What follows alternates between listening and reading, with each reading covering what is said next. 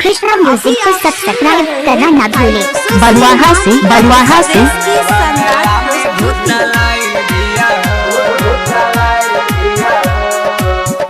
लेके माई द्वारे गइल बिया हो, सकनवा मेला में भूता लाइल बिया हो।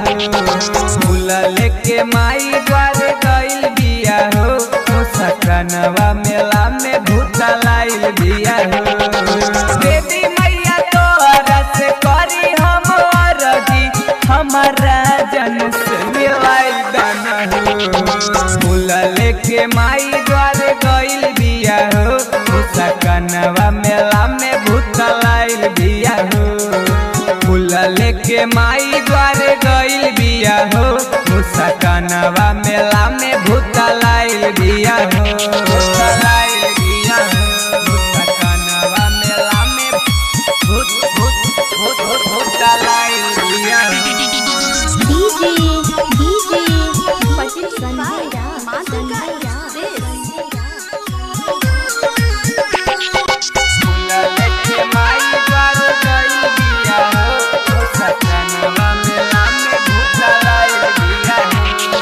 निमिये के गछिया में झुलुआ लगाई, तोहके मैया हमनी झुलाई।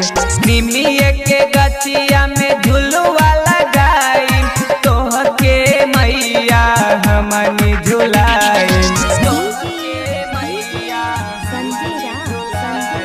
तोहके मैया हमनी झुलाई।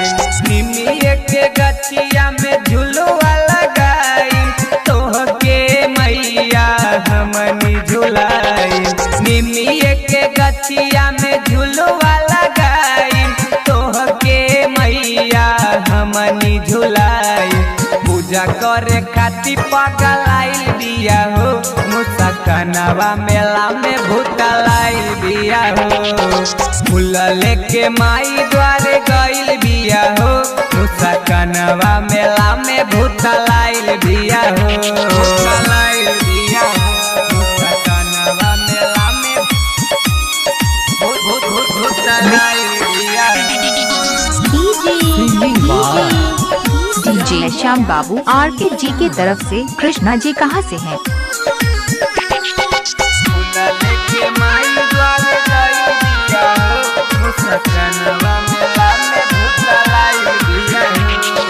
सुनी ना देवी मैया दी ना दया न हो, जोरे जोरे चुनरी हमको दे हम दान हो। सुनी ना देवी मैया दी ना दया न हो, जोरे जोरे चुनरी हमको दे हम दान हो। जोरे जोरे अपने नाम के मिक्सिंग बाय कृष्णा राजा। सुनी ना देवी मैया दी ना दया न हो, जोरे जोरे चुनरी हमको दे हम दान हो। श्याम बाबू यादव साथे गइल बिया हो, सकनवा मेला में भूता लाइल बिया हो।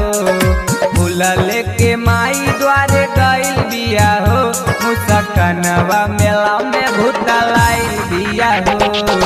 फूल लेके माई द्वारे गइल बिया हो, सकनवा मेला। Mobile number 82 27 91 22 73। Rizwan motor garage